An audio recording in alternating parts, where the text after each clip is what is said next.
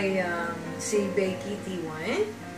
And I have 4 kids and widow, and then I'm 50 years old. At so far, maganda naman po yung takbo ng negosyo namin dito sa Doha, Qatar. Well, because I'm a widow of 4 kids, siguro naman is given na talagang gusto ko lang bigyan talaga ng magandang kinabukasan ng mga anak ko. Kasi sa Pilipinas, hindi naman kasapatan po natin kinikita doon.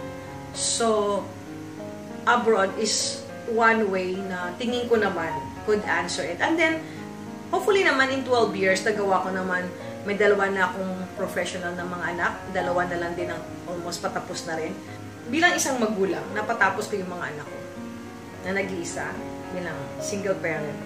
At the same time, sa punto ngayon, through hardship, yun nga, isa sa mga pinakamalaki kasing bagay na talagang struggle ang ibang OFW is pag marami kang may utang ka. And yun ang wala ako. Because it's long time na I said, ayoko mamuhay na may utang. So I work so hard for that. And to be debt-free is really a good achievement. You have to make a step.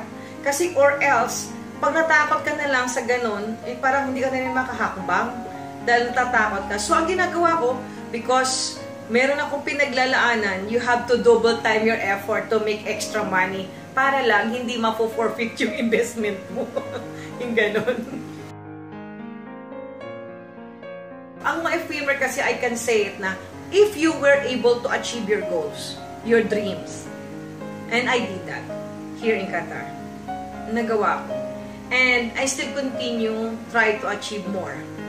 Siguro isa sa mga gusto kong i-mensahe sa mga ibang kababayan ko na pagdating na sa Qatar, sa ibang country, they have to focus on their objective. No, yung ways mo, nasusustain mo dapat yon.